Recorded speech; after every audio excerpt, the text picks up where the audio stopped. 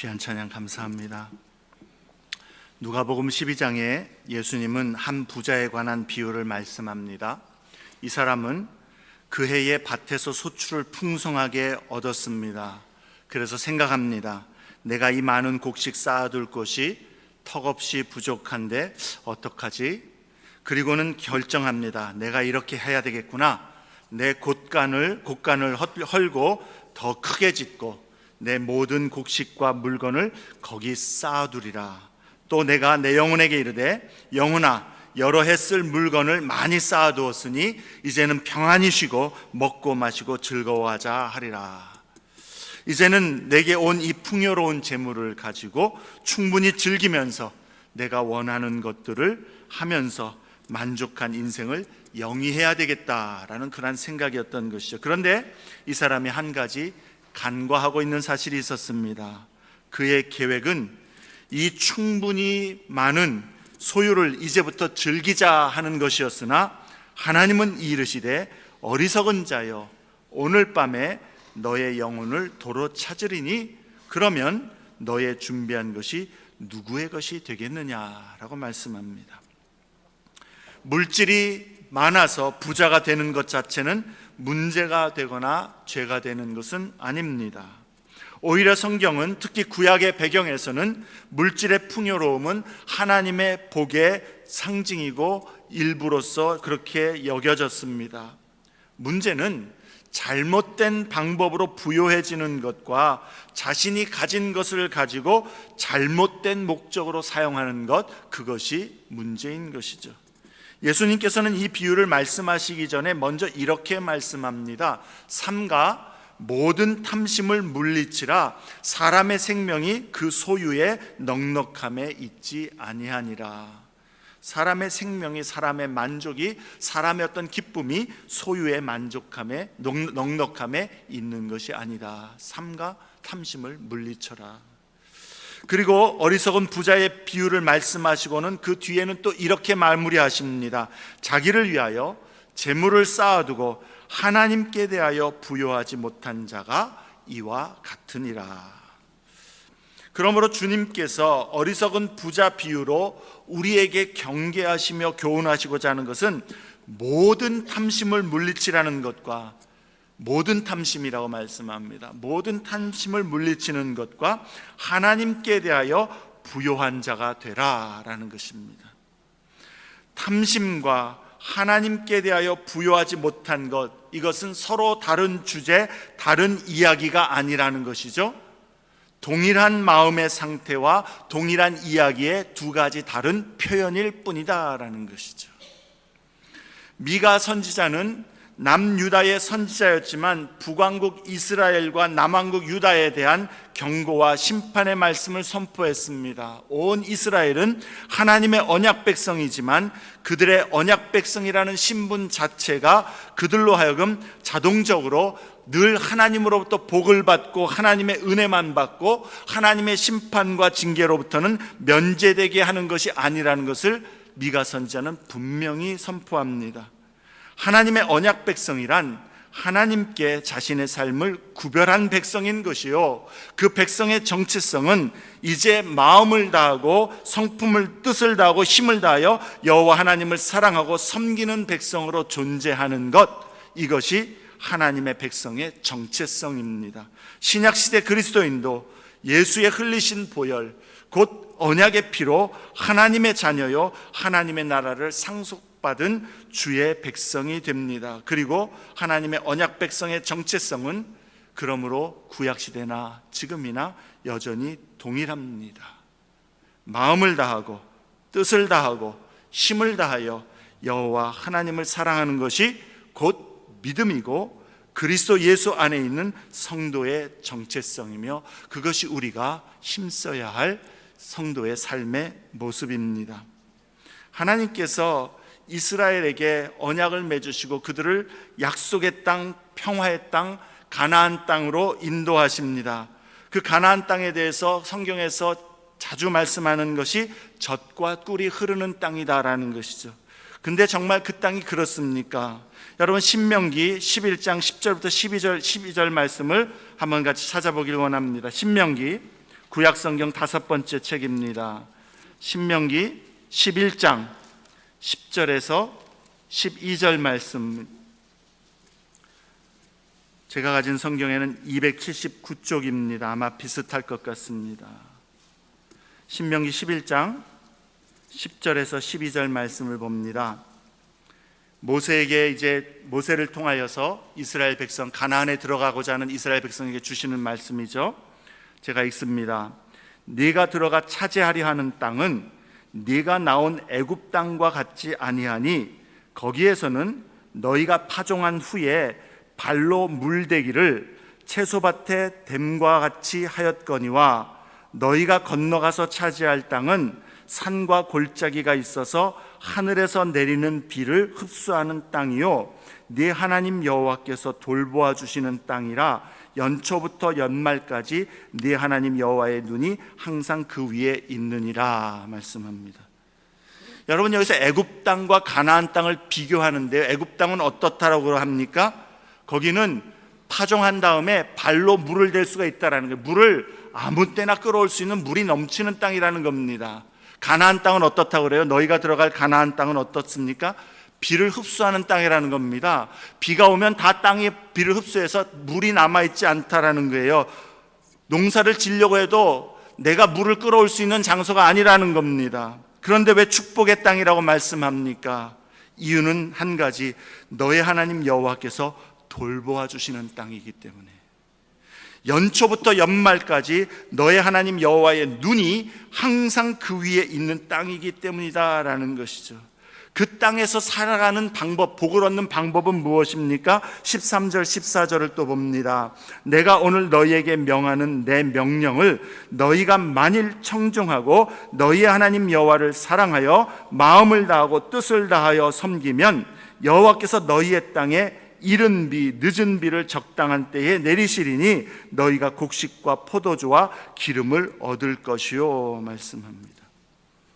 하나님을 청종하고 하나님께 신실하게 될 때에 하나님께서 이른 비와 늦은 비를 주시고 하나님이 돌보심으로 너희들의 필요를 채우시고 복을 얻게 하시겠다라는 것이죠. 하나님을 의지하지 않으면 살아갈 수 없는 땅이다라는 겁니다. 그래서 복된 땅이라는 거예요. 우리의 삶에 어려움과 고난이 있어서 정말 하나님만을 바라보아야 된다라면 그것이 하나님께서, 하나님의 눈이 항상 바라보시는 하나님의 복된 환경이고 삶이라는 것을 우리는 고백할 수 있어야 되겠습니다. 그러나 하나님을 배반하고 하나님보다 다른 것을 더 사랑하고 의지하게 될 때에는 17절 말씀해 보니까 여호와의 진노로 하늘이 닫아 비를 내리지 아니하고 땅이 솟아를 내지 않을 것을 말씀합니다. 그래서 하나님의 백성의 복은 하나님과의 관계에서 말미암는다라는 것을 깨달아야 한다라는 것이죠. 이것은 지금도 마찬가지인 줄 압니다. 진정한 하나님의 복과 하나님의 은혜를 누리는 삶은 하나님께 초점을 두고 하나님께 신실한, 그래서 하나님께서 그 사람의 삶에 인도해 주시고 하나님의 손으로 역사해 주시는, 그게 복된 삶이고 하나님의 백성의 이 세상을 살아가는 삶의 비결, 축복의 비결이다라는 것이죠. 내 힘으로, 내 능력으로, 내 지식으로, 내 손으로 무언가 이루어서 그것을 내가 이루었다라는 것이 아니라, 물론 우리는 열심히 우리에게 맡겨주신 것에 노력하고 힘을 써야 되지만, 그러나 이 모든 열매 결과가 하나님께 있음을, 그래서 우리가 정말 얻을 수 있어도, 누릴 수 있어도 하나님 뜻이 아니면, 하나님 기뻐하시는 길이 아니면 포기하고 희생을 하고 오히려 버리는, 그게 진짜 복된 삶의 길이요 하나님의 백성의 삶의 비결이다라는 것이죠. 이스라엘 백성이 하나님과의 언약 관계 속에서 받은 것은 언약적인 축복만이 아니다라는 것입니다. 언약적인 저주도 함께 포함되어 있다라는 겁니다. 이른 비와 늦은 비를 적당한 때 주시는 언약적인 축복이 하나님과의 바른 관계에 있을 때 하나님이 채워주시겠지만, 하나님을 배반하고 하나님 앞에서 떠나갈 때에 하나님께서 하늘을 닫으시겠다라는 것이죠. 하나님이 사랑하시는 백성에게는 징계를 통해서라도 하나님을 바라보도록 하시는 것, 그것도 은혜다라는 것이죠. 11장 26절부터 28절 말씀을 또 보겠습니다. 언약적 축복과 언약적 저주를 이야기합니다. 내가 오늘 복과 저주를 너희 앞에 두나니 너희가 만일 내가 오늘 너희에게 명하는 너희의 하나님 여호와의 명령을 들으면 복이 될 것이요, 너희가 만일 내가 오늘 너희에게 명령하는 도에서 돌이켜 떠나 너희의 하나님 여호와의 명령을 듣지 아니하고 본래 알지 못하던 다른 신들을 따르면 저주를 받으리라. 하나님께서 미가 선지자뿐만 아니라 구약의 모든 선지자들에게 이스라엘을 향하여 심판과 징계를 선포하게 하신 것은 바로 이 언약적 약속에 대한 실행인 것입니다.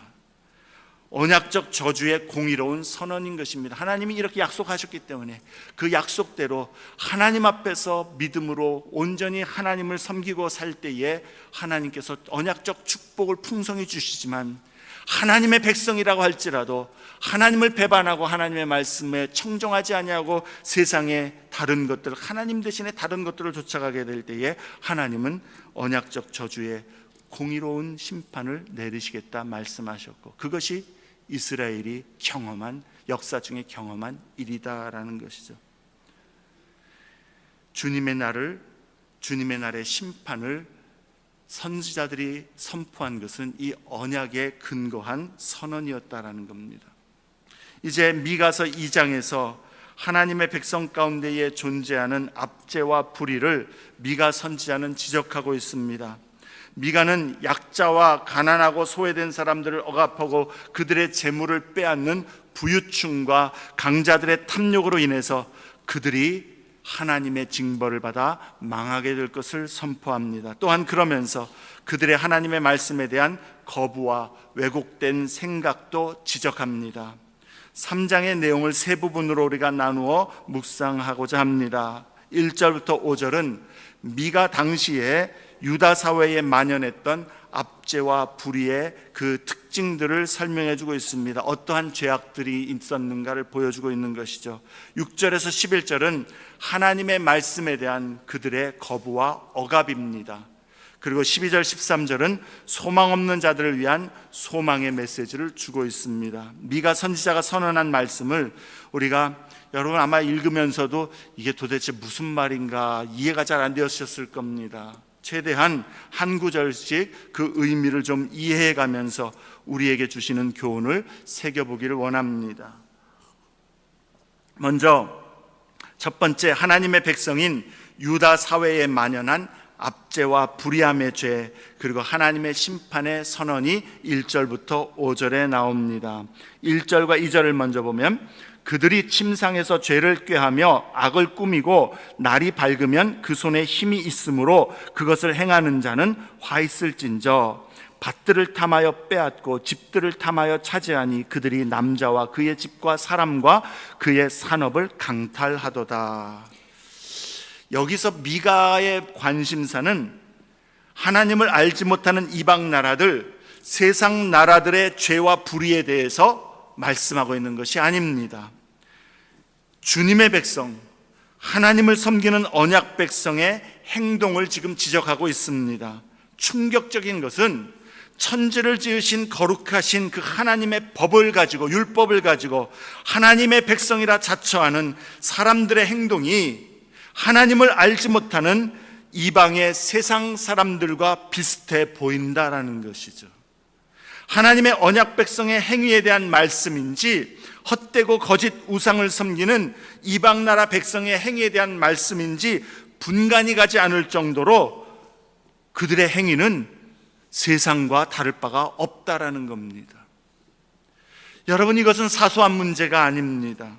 하나님 나라 백성의 정체성이 무너진 심각한 문제이고, 하나님을 알지 못하고 하나님을 두려워하지 않는, 그리고 하나님을 하나도 닮지 않은 이름만 하나님의 백성인 그러한 껍데기 신앙인의 모습을 지적하고 있는 것이죠. 그리고 하나님은 그의 이름으로 불리는 백성이 그와 같을 때에 그 모습을 심각하게 여기시고 책망하시며 회개치 않으면 징계하시는 것입니다. 지금 교회와 그리스도인을 향하여서 주님은 동일한 말씀으로 경고하시는 줄로 압니다.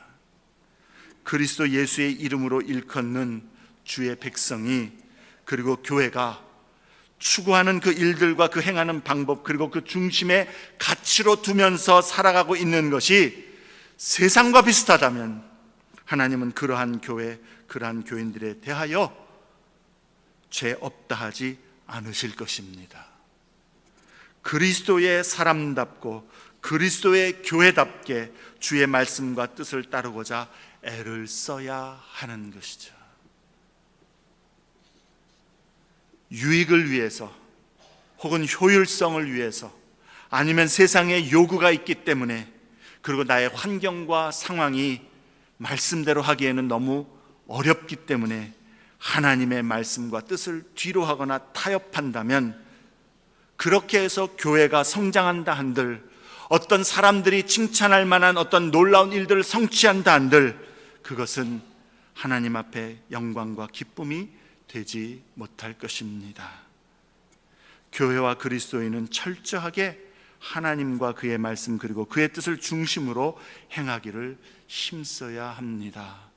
여러분은 그리스도인이라는 그 정체성을 가지고 여러분 마음 중심에 하나님 나라의 백성이기 때문에, 예수 그리스도의 사람이기 때문에 이 세상에서 그리스도의 말씀을 따라 주님을 기쁘시게 하는 삶으로 나아가기를 힘쓰는 그런 모습인지, 교회 안에서 예배 드릴 때는 그리스도인인데 세상에 나가서 다른 사람들을 대할 때, 나를 알지 못하는 사람들 앞에 설 때, 혹은 이익과 손해가 눈앞에 있게 될 때, 그때에는 그리스도인인지 세상에 속한 사람인지 구별이 안 가는 그러한 마음과 말과 행동과 태도로 혹시 살아가고 있지는 않습니까? 오늘 이 말씀 앞에서 우리는 우리 자신의 성도로서의 삶의 모습, 정체성을 우리는 바로 세우고 우리 자신을 하나님 앞에서 살펴볼 수 있어야 되겠습니다. 1절과 2절에서 미가가 지적하는 유다 사회의 그 죄와 불의함의 근본은 탐심입니다. 탐욕입니다. 부요하고 권력이 있는 강한 자들은 자신들이 가진 것으로 만족하지 않고 가난한 자, 약한 자, 소외된 자들이 가진 그 작은 것마저도 더 빼앗아 가지려는 탐심이 가득함, 그러한 불의함을 책망하고 있습니다. 9절에 그들은 과부의 것, 고아의 것들까지도 탈취합니다. 왜 그들의 것까지도 탈취하는 것입니까? 그들은 약자이기 때문에, 그들의 것들은 차지하기가 더 쉽기 때문입니다. 차지하고 불의함으로 빼앗아도 아무런 한 것 하지 못하는 그러한 모습이기 때문에 그들은 더 그러한 자들에게 빼앗기에 혈안이 되어 있다는 것이죠. 1절에 그 강하고 권력 있는 부유한 자들은 탐심으로 밤잠을 설쳐가면서 계획을 꾸밉니다. 어떻게 하면 내가 더 많이 가질까? 그리고 날이 밝자마자 바로 실행에 옮깁니다. 그러한 자들에게 하나님은 그들의 방식대로 재앙을 갚아주시겠다 선언합니다. 3절 4절에 재앙의 때를 하나님이 선언하시면서 내가 이 족속에게 재앙을 계획하나니 라고 말씀합니다. 1절에 죄를 꾀하다라는 단어와 3절에 하나님께서 계획하다라는 이 단어는 동일한 히브리어 단어를 사용하고 있습니다. 그들이 밤새 침상에서 죄를 꾀할 때에, 즉 계획할 때 하나님은 그들을 악하게 보시고 그들에게 재앙을 계획하신다라는 것이죠. 하나님은 공의의 하나님이십니다. 불의함과 그러한 불공평의 하나님은 언젠가 회개하지 않을 때에 반드시 그들의 모습대로 갚으시는 분이신 것이죠. 4절에 하나님의 심판으로 그들은 탐심으로 불의하고 압제의 방법으로 빼앗아 움켜진 그 밭과 산업을 누리지 못하고, 하나님은 그들의 것이 되게 못하게 하심으로 그들에게서 떠나게 하시고, 패역자들, 여기서는 아마 아시리아인들을 의미할 것입니다. 패역자들이 그 땅을 차지하게 하실 것이다 말씀합니다. 욕심을 부려서 꾀를 부려서 가득 모아놨는데 그거 너희가 못 쓰게 하겠다라는 거예요. 하나님이 심판하심으로 패역자들에게 그것을 주겠다라는 것이죠. 불의함과 압제로 불공평과 부정으로 얻은 것들을 하나님께서는 징계하실 뿐만 아니라 5절에 그들로 하여금 하나님께서 주신 약속의 땅에 그들의 몫으로 받을 유업이 없게 하실 것이다 말씀합니다. 아마도 그들의 땅에서 약속을 얻은 그 가나안 땅에서 뽑혀서 포로로 잡혀가는 그것을 말씀하는 의미로 볼 수도 있겠습니다. 우리에게 주시는 교훈은 무엇입니까? 예수님이 비유로 말씀하신 것처럼 우리는 먼저 모든 탐심을 삼가도록 해야 합니다. 모든 탐심을 삼가도록 해야 합니다. 탐심이란 내가 지금 가지고 있지 않은 그 어떤 것이 내가 행복해지고 만족해지기 위해서는 그것을 꼭 소유할 필요가 있다라고 생각하는 것, 그 마음의 소욕이 바로 탐심입니다. 다시 말합니다. 내가 지금 가지고 있지 않은 그 어떤 것이 내가 행복해지고 만족해지려면 그것을 꼭 소유할 필요가 있다라고 생각하고 그것을 마음에 품는 것, 그것이 탐심입니다. 그러므로 탐심은 돈뿐만 아니라 무엇이라도 다 우리에게 탐심, 탐욕의 대상이 될 수 있습니다. 지위, 명성, 인기, 어떤 사람들과의 관계, 어떤 일의 성취, 혹은 내가 가장 하나님보다 더 앞세우는 가정, 자녀의 상황, 자녀가 우상되는 것, 이런 모든 것이 탐심의 대상이 될 수 있다라는 것이죠. 내가 이것이 있어야만 행복해질 수 있다라고 여기는 것, 이것이 갖추어져야만, 내가 소유해야만 참으로 만족한 삶을 살 수 있고 복되다라고 여겨지는 것, 그것이 탐욕이다라는 거예요. 그러한 마음의 공허함은, 그 마음의 그러한 공허함은 무엇으로 채울 수가 있겠습니까? 탐심은 우리 인생의 영원하고 변하지 않으며 사라지지 않는 진정한 만족을 알지 못하는 한, 그것으로 우리를 채우지 않는 한 그 어떤 것으로도 우리의 마음의 탐심은 절대로 채워지지 못할 것입니다. 그것이 무엇입니까? 하나님과 하나님께서 주신 것으로 감사하며 만족하는 그러한 하나님을 인정하는 믿음입니다. 하나님이 가장 귀한 분, 그리고 하나님이 주신 것으로 감사하는 자족하는 마음, 그것으로 우리 마음을 채울 때 우리는 탐심을 이겨나갈 수 있다는 것이죠.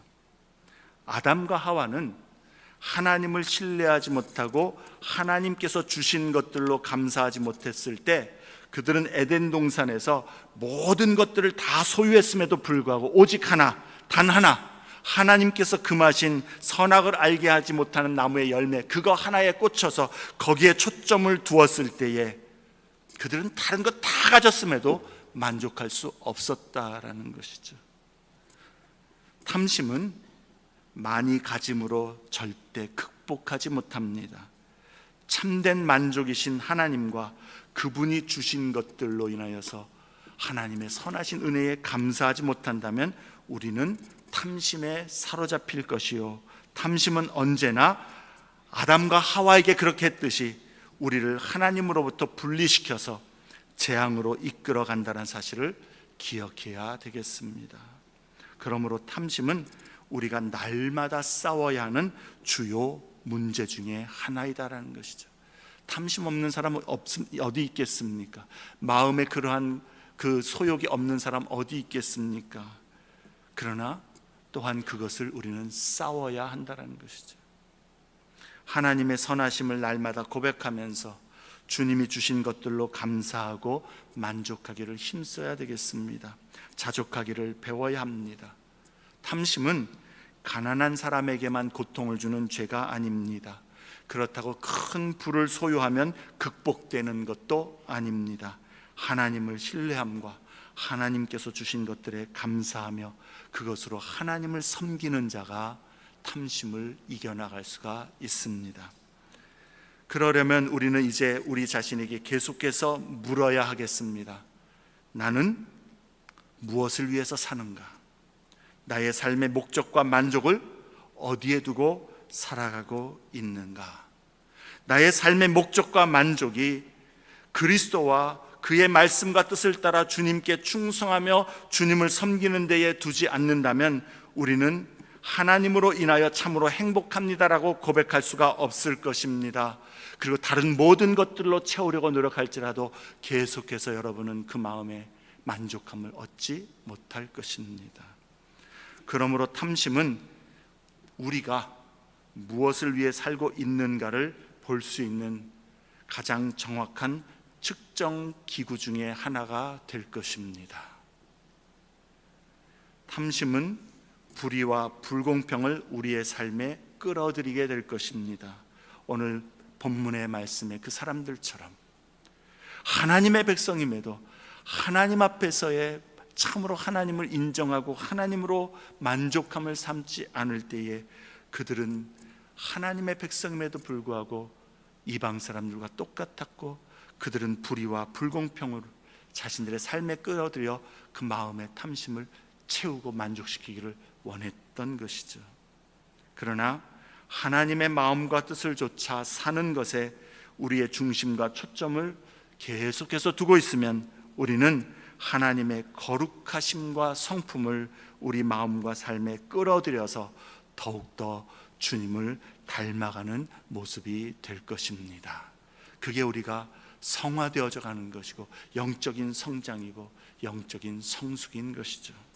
그렇게 하나님에 대하여 부요한 자가 되기를 사모하고 그렇게 점점 더 부요하게 될 때에 성도는 날마다 모든 탐심과 싸우며 자신을 성별하여 주님께 드리는 그러한 삶을 더욱 이루어갈 수 있게 될 것입니다. 하나님과 하나님의 주신 것들에 우리의 만족을 두는 그러한 믿음의 사람들 우리 모두가 되기를 바랍니다. 두 번째로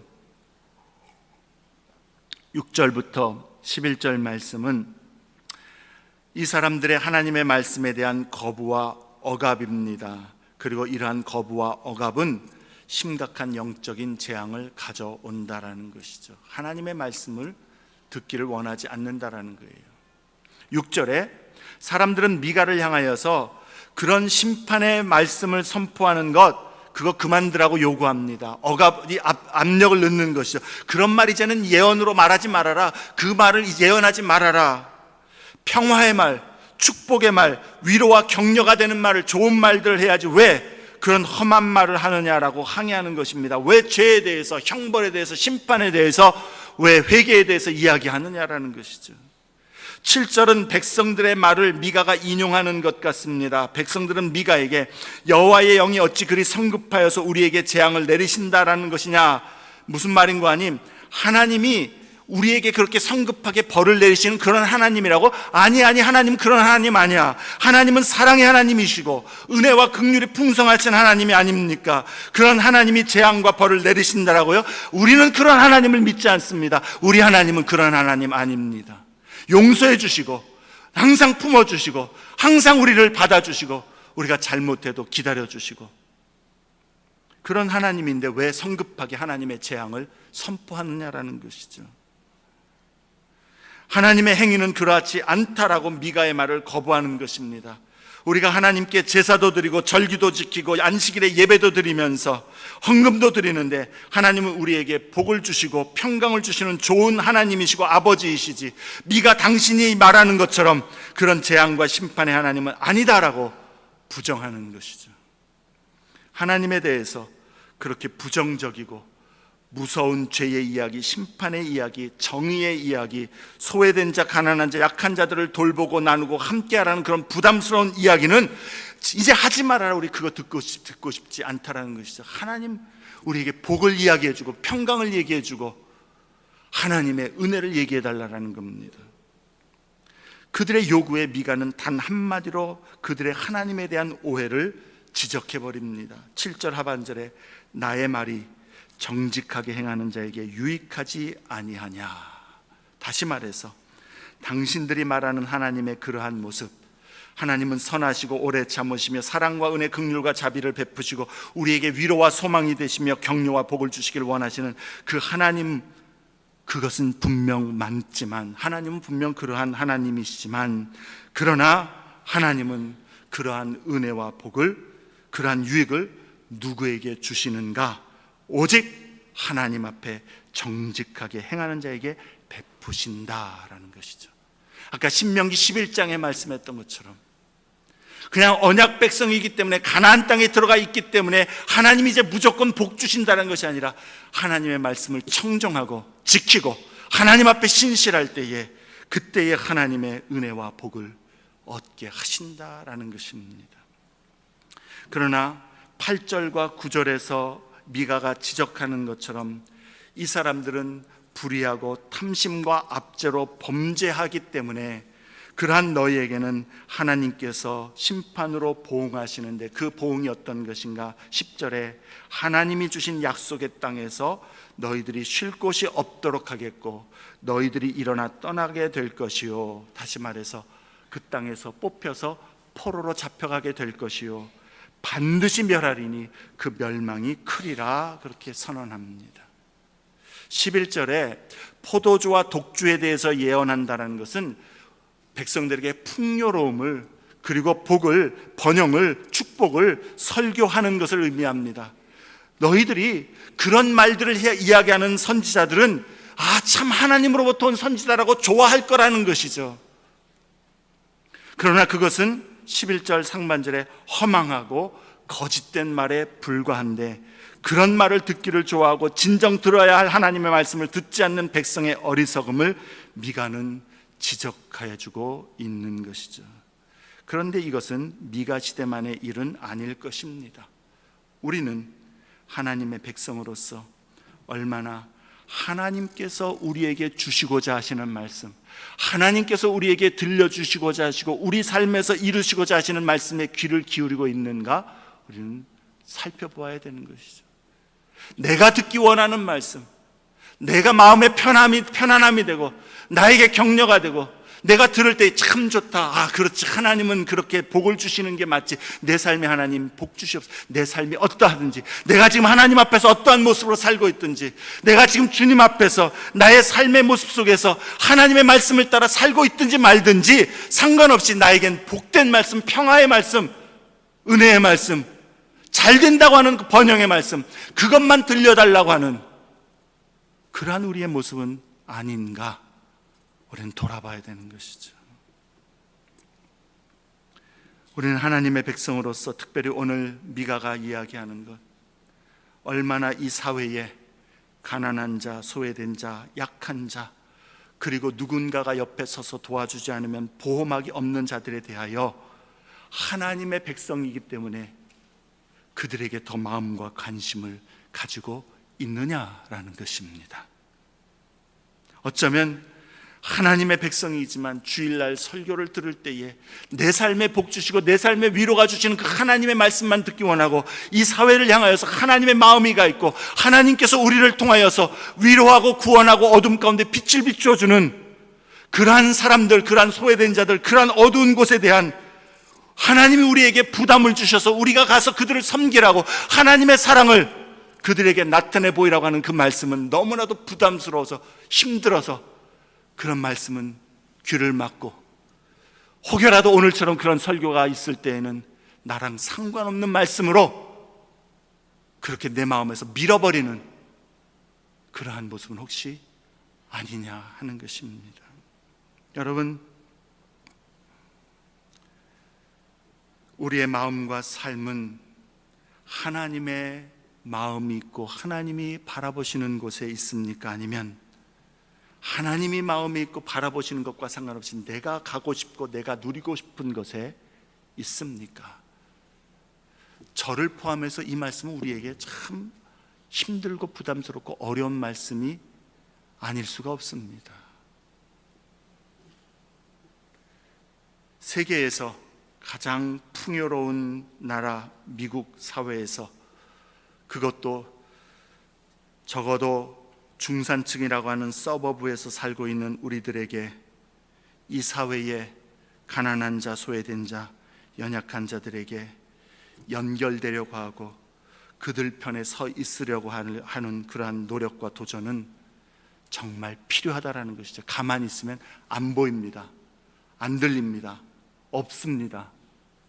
우리 여기 사는 환경에서 여러분 그런 사람 볼 수 있습니까? 없죠.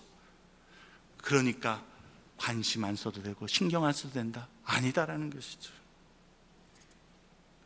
우리 주변에 그런 사람들 찾아보기 힘든 환경에 살고 있기 때문에 우리는 더더욱 이 말씀 앞에서 어떻게 이 사회 가운데에 하나님의 백성으로서 하나님의 마음과 하나님의 눈이가 있는 곳에 우리도 힘을 써서 조금이라도 더욱더 주님이 원하시는 그런 모습으로 섬기고 살아갈까 발버둥치고 고민하고 애를 써야 마땅한 것입니다.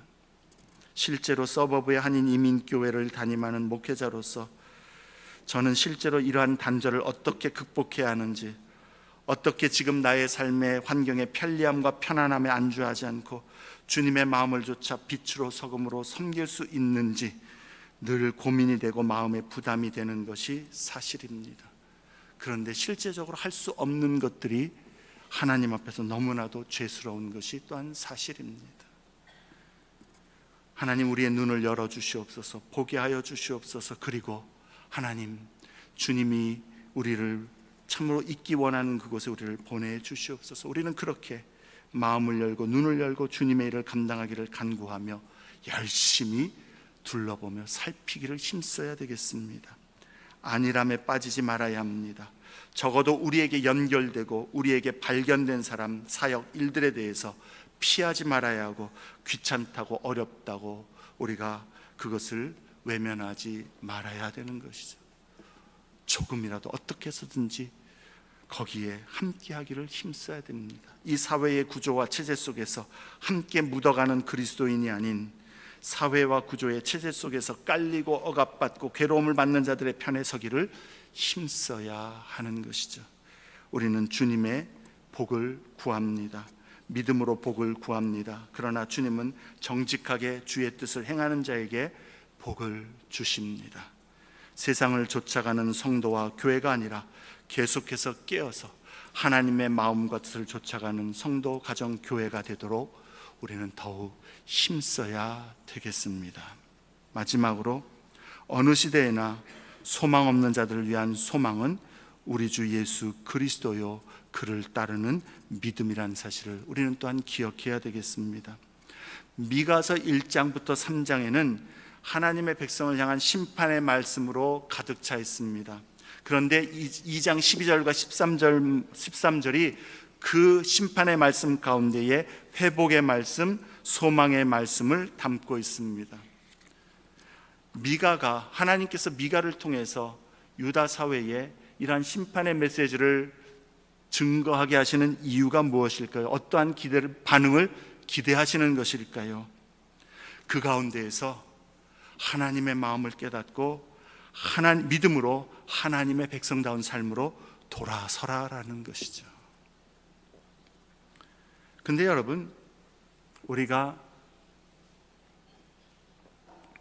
하나님의 말씀에 좀 무뎌지고 하나님의 뜻에 귀도 막고 눈도 가리고서 그냥 신앙생활 예배 드리고 성도 간에 교제하면서 그렇게 사는 생활은 편할 것입니다. 근데 그 틀을 깨버리고 어떻게 해서든지 작은 일을 할지라도 하나님 앞에서 쓰임받기를 원하고 하나님 기뻐하시는 일들을 행하고자 할 때에 그것은 우리에게 두려운 일이 될 수가 있고 부담스러운 일이 될 수 있고 어쩌면 세상을 거슬러야 하는, 그리고 우리의 힘으로는 너무나 세상의 그 체제와 구조가 너무 거대해서 감당할 수 없는 그러한 일로 우리에게 다가오기가 쉬울 것입니다. 그러한 때에 하나님께서 우리에게 주시는 약속이 무엇입니까? 12절 13절에 하나님께서 하나님의 남은 자들, 다시 말해서 이 심판의 말씀에 하나님의 백성다운 정체성을 잃어버렸던 모습에서 이 말씀을 듣고 돌이켜 회개하여 하나님 앞에 돌아오는 자, 하나님 앞에 소망을 두는 자, 하나님의 뜻을 따라 살고자 하는 자, 그들을 남은 자로서 하나님께서 보스라의 양떼처럼, 다시 말해서 초원에 있는 양떼들, 그 우리에 있는 양떼들처럼 모으시겠다라는 겁니다. 다시 말해서 하나님이 그들을 이끄시겠다라는 것이죠. 보호하시겠다라는 것이죠. 돌보시겠다라는 것이죠. 책임져 주시겠다라는 것입니다. 12절 13절의 초점은 하나님께서 믿음으로 이 세상을 따르지 않고 하나님의 백성의 정체성을 가지고 주님의 말씀을 쫓아 나서는 자들을 주께서는 이끄시고 그들을 또한 돌보시며 그들 가운데에 주님의 손으로 그들의 삶에 둘러막고 있는 모든 두려움의 일들을 주님이 깨뜨려 주시겠다라는 약속입니다. 하나님이 그들을 잊지 않으신다라는 것이죠. 경건하게 이 땅 가운데서 주의 백성으로 살려가는 자에게 하나님께서는 그들을 기억하시고 인도하실 뿐만 아니라 그들의 상황을 장래에 반드시 바꾸시겠다는 약속인 것입니다. 12절은 1인칭으로 말씀하는 것으로 하나님이 말씀하시는 하나님의 약속입니다. 하나님께서 너희를 반드시 모으실 것이고 너희를 돌보시겠다라는 확신을 주시는 것입니다. 그리고 장래에 하나님께서 이 모든 것들을 바꾸실 것이기에 지금 믿음으로 하나님의 이 뜻에 순종하여 하나님을 따르도록 결심하라라는 것이죠. 13절은 이 하나님의 약속에 대해서 3인칭으로 말씀합니다. 미가가 이 하나님의 약속을 하나님께서 어떻게 이루시는가를 부연 설명해 주는 말씀이겠죠. 근데 거기서 13절에 뭐라고 이야기합니까? 길을 여는 자가 그들 앞에 올라가고, 그들은 누굽니까? 이 세대를 거스려 하나님의 말씀을 붙들고 하나님의 뜻을 따라 하나님의 백성의 정체성으로 살고자 하는 자들 앞에 올라가고, 그들은 길을 열어 성문에 이르러서는 그리로 나갈 것이며, 여기서 그려지는 모습은 갇혀있는 모습인 것 같습니다. 근데 그 갇혀있고 막혀있는 그곳에서 하나님께서 이 길을 여는 자가 그 성문을 깨뜨리고 그 갇힌 것을 깨뜨리고 나아가시겠다라는 것이죠. 근데 그 앞서가는 자가, 그 왕이 누구입니까? 13절 맨 끝에 여호와께서 선두로 가시리라. 하나님께서 그 삶에 직접 역사하시겠다라는 겁니다. 이 세상에서 하나님의 말씀을 좇아 하나님의 백성의 정체성을 가지고 세상에 휩쓸리지 아니하고 세상의 요구에 순응하지 아니하고 주의 말씀 붙들고 하나님 기뻐하시는 삶을 믿음으로, 그것이 손해가 될지라도, 그것이 어려움이 될지라도, 그것이 어려울지라도 하나님 앞에 그렇게 헌신하는 자에게 하나님께서는 하나님이 친히 그 길을 열어주시겠다라는 것이죠. 여기서 길을 여는 자라는 것은 우리 브레이크라는 의미를 갖고 있습니다. 하나님이 깨뜨려 열겠다라는 거예요. 이 말은요, 하나님이 항상 우리의 구하는 것을 주시겠다라는 약속은 아닌 줄로 압니다. 어떠한 모습 가운데 있든지 당장의 승리를 주시겠다는 약속은 아닌 줄로 압니다. 때로 하나님의 말씀을 좇아 하나님께 헌신하는 주의 백성도 하나님께서 고통을 허락하시기도 합니다. 다른 사람의 죄 때문에 고통을 받는 그 환경을 허락하시기도 합니다. 그런데 여기서 주는 진짜 약속은 무엇인가?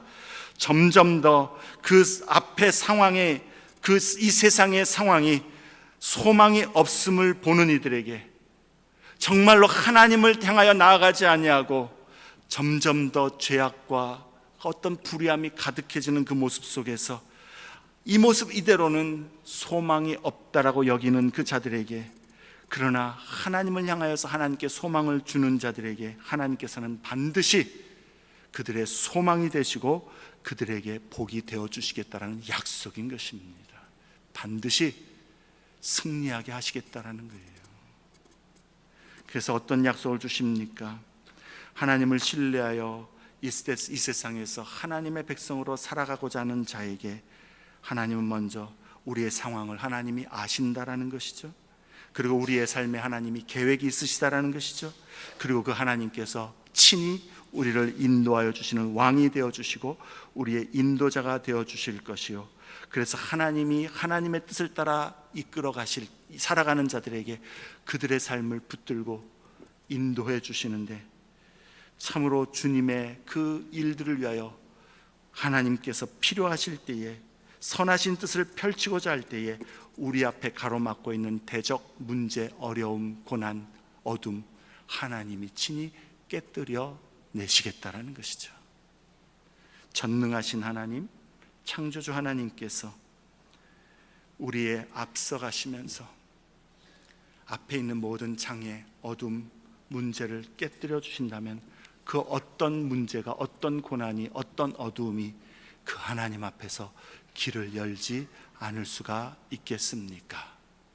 그런데 이것은 주님의 뜻을 이루어가는 그러한 삶의 어떤 주의 뜻을 우리가 쫓아가는 그러한 일들의 뿐만 아니라 믿는 자가 하나님을 신뢰하여 하루하루 발걸음을 주님과 동행할 때에 우리의 삶에 부닥치는 세상의 시련과 고난을 겪을 때에도 동일하게 역사하시는 하나님의 은혜이고 약속인 줄로 믿습니다. 하나님께서 하나님을 신뢰하고 하나님의 말씀 따라 하나님의 백성답게 살고자 하는 자의 삶에 하나님의 선하신 뜻을 이루실 뿐만 아니라 그들의 삶의 길들에도 하나님께서 참으로 필요한 모든 것들을 친히 베풀어 주시고 역사해 주시고 인도해 주시는 것이죠. 그것이 우리가 하나님을 신뢰할 수 있는 이유이고 하나님만을 소망으로 삼아야 할 이유이며 하나님께 신실함으로 모든 탐욕과 우상을 버리고 주님 앞에 신실해야 할 이유인 줄로 압니다. 주님께 신실한 자, 주님은 그의 삶에 신실하심으로 앞서가시며 이끌어 주시고 깨뜨려 주시고 인도해 주시는 복으로 역사해 주실 줄로 믿습니다. 전능하신 우리를 사랑하신 하나님이 우리의 장래를 주관하시는 분이십니다. 그 하나님께 소망을 두는 자, 하나님께서는 절대로 그 백성을 버리지 아니하시고 그들을 하나님에게로 모으실 것이요 그 하나님의 손으로 하나님의 선하심을 이루시고 승리케 하실 것입니다. 그러므로 오늘 메시지는 딱 하나입니다. 사랑하는 성도 여러분, 우리가 이 세상을 살아가면서 하나님의 백성답게 하나님 앞에 신실하게 하나님께 소망을 두어 하나님 말씀에 순종하면서 세상과 유혹에 굴복하지 않기를 힘쓰면서 주님을 열심히 따라가는 그런 주의 성도 우리 모두가 되시기를 바랍니다. 그게 우리에게 복인 줄로 믿습니다. 우리 기도하겠습니다.